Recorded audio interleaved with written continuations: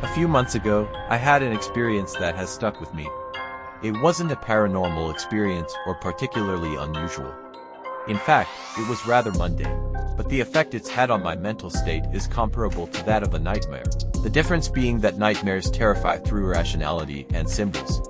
This experience was grounded in plain, everyday reality. On the surface, there was really nothing scary about it all, but underneath is where the dread resides. It was an early weekday evening and I had decided to go out for groceries. I don't have a car, so I got on the bus, did the shopping and was heading back to the bus stop, holding for bags of groceries, when it started to rain. Only a light rain, but one that hadn't been in the forecast. People were still getting off work at the time, so quite a few were already waiting at the stop when I got there. The bus arrived on time, but it was packed. Rather than get on only to stand with my grocery bags for the entire ride, I decided to wait for the next one. But because sitting around makes me restless, I left the bus shelter and started walking down the street towards the next stop. I had my earphones in. Music was playing. It was nice despite the rain. The music drowned out the noise of the street. The darkness was soothing. I passed one stop and kept walking. Suddenly the rain started coming down harder, and I picked up the pace, hoping to get to the next bus shelter before I got drenched. There was a little plaza up ahead, and a few cars had lined up to turn from it onto the street, but the first had inched too far forward and was blocking the sidewalk. It was a gray SUV with tinted rear windows, and as far as I could tell there was only the driver inside. I could see him looking at me. I looked at him too. He was in his 50s, gray-haired and wearing a baseball cap. I figured he was feeling bad for blocking my way. As I got level with him, I saw his driver's side window slide down, and he said something to me that I didn't hear because of my earphones. I took one of them out, being returned abruptly to the noise of the street. Cars and harder falling rain and, he said, horrible weather. I can give you a ride if you want. He smiled, and as he did I felt a chill pass through me. At the time, I rationalized it as caused by my being wet in a summer wine that had turned colder, but even then I noted the weird contrast between his mouth, which had curved into a grin, or at least the appearance of a grin, and his eyes, which were deep but vacant, blank. It was as if his smile had been disconnected from his eyes. This wasn't friendliness but an impression of it. The inside of the SUV was well lit. Beside the man I saw the passenger seat covered in a clear plastic, on which rested what looked like a toolbox. "Let me just move my things," he said, still maintaining the same synthetic facial expression, reaching for the box. I caught just a glimpse of metal as he moved it onto the back seat. "It won't be any trouble." I clutched my groceries tighter. "Thanks, but I'm good," I said, squeezing between the front of the SUV and rushing traffic. The world seemed somehow darker contrasted with the SUV's bright interior lights, as if night had fallen, and kept falling. Cars drove by uncomfortably close to me. Looking inside the SUV as I passed, I noted that it was impeccably clean for a vehicle carrying tools, although the toolbox itself had also been clean. And used, perhaps. The man, too, seemed almost sterile in his cleanliness. Why was there plastic draped neatly over the passenger's seat, I wondered, and my mind provided dozens of possible answers. We're trained to do that, aren't we? To come up with explanations of why our instincts are wrong. Don't judge a book by its cover. Give people the benefit of the doubt. Guard against bias. Guard against stereotypes. If you were a woman, would I still be scared? My mind asked. No, was the answer. My heart beat in tune with the precipitation and the music still playing in one of my ears. Thump, thump, thump, went the SUV's windshield wipers. There was nothing ostensibly wrong with this pleasant-seeming man, who was merely doing good by offering me a ride home in the pouring rain, yet instinct told me, don't get in the SUV. Keep walking and don't look back. You sure? He asked. Thanks, I'm good, I said, soaked by now and barely registering any sound except the blood coursing through me. No worries, friend. The words blended with the rain. I walked a dozen long steps, looked back and saw that he had turned his head to look at me through the passenger side window. Traffic was heavy and he was still waiting to make his turn.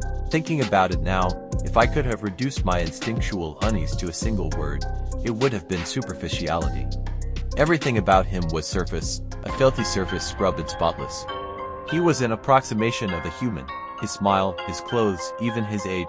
Only his eyes had given him away, portals into a devouring nothingness. I had never, and haven't since, experienced eyes like those. When I was little, my parents used to say that most people were generally good but some were tricky. That evening was the first time their description had hit home. We keep our eyes open for tricky people, they would tell me to avoid them. When I got to the bus shelter, I didn't care how wet I was or whether my groceries were ruined. All I wanted was to get home and feel comforted, so I was beyond relieved when I heard the bus approach. I got on, fell into an empty seat and decompressed. As the bus pulled away from its stop, the SUV was still waiting to turn.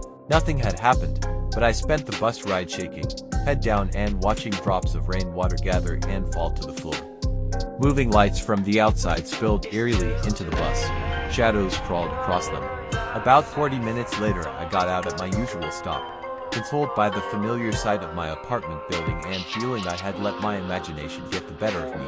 When I noticed that just behind the bus was a gray SUV, my heart almost stopped.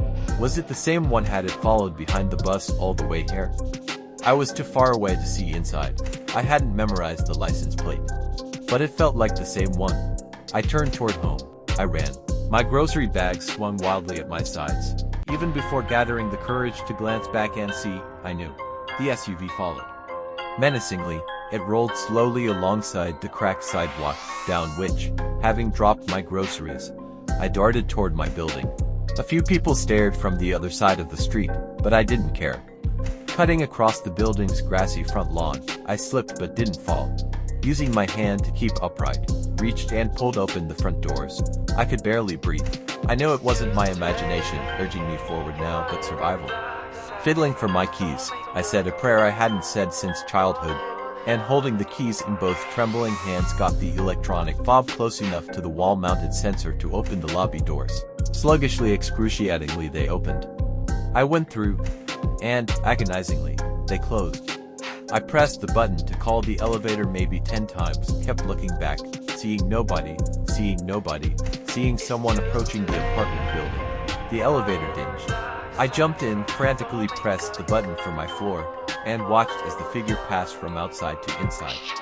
It was definitely a man, and he was wearing a cap. He was definitely wearing a baseball cap. In a final burst of clear thinking, I also pressed all the other buttons. I didn't want him to see what floor I lived on. I wanted the elevator to stop on every single one. The elevator ride took forever. Finally, I arrived on my floor, attacked the lock with my key, entered my unit, locked the door, pulled closed the security chain and slumped against a wall. Breathing, I listened. Stale existence and the monotonous buzzing of air conditioners. I got up, switched on a few lights. I didn't know what I expected to find, but I went through the apartment just to make sure I was alone. I was. I closed the blinds in the living room, waited and pulled two of them apart to peer between them into the parking lot below. No sign of an SUV. The world appeared peaceful, yet my nerves remained frayed, and my mind in a state of existential unease. I called a friend, who immediately heard the fear in my voice. "What happened?" she asked. Nothing happened. The uneasy feeling stayed with me for weeks, although as if migrating from my head deep into my guts. I stayed at home most of this time, dreading every sound in the hallway, every knock on the door, every unexpected whine of the water pipes. I had almost rid myself of the unease completely when I came upon a news story about the police finding a body mutilated, dismembered and encased in concrete blocks within a few kilometers of where I lived. The victim was more or less my age and had gone missing the day after my encounter with the gray SUV. I had nightmares. Despite trying to follow the police investigation, news of it eventually died away. There were no leads, no updates. The status remains ongoing. I can't tell you how many times I've wanted to open my news app and read about how the police are looking for a suspect in his 50s who wore a baseball cap and drove an SUV. At least then I'd have something on which to hang my instinctual certainty. Two feelings in particular continue to haunt me. The first is the feeling of escape, of waking up with my head on the guillotine, feeling my heart in my mouth as I push myself up as the killing blade drops. While this should be a good feeling, it comes at a cost, which is knowing that no one can truly escape fate, and because once I evaded death, it must soon return for me. The second feeling is guilt. I feel overwhelmingly responsible for the death of the actual victim. I was his first prey. If I had accepted his ride, she would still be alive. On some nights I have dreams from which I wake sweating and sensing, for a fleeting moment, the weight of concrete on my limbs, the disconnection of my body, and I know that it should have been me under his tools. It should have been my blood on his plastic sheet. On the surface, nothing happened. I go about my life. What I can't express to anyone, what no one understands, is that below, he lingers.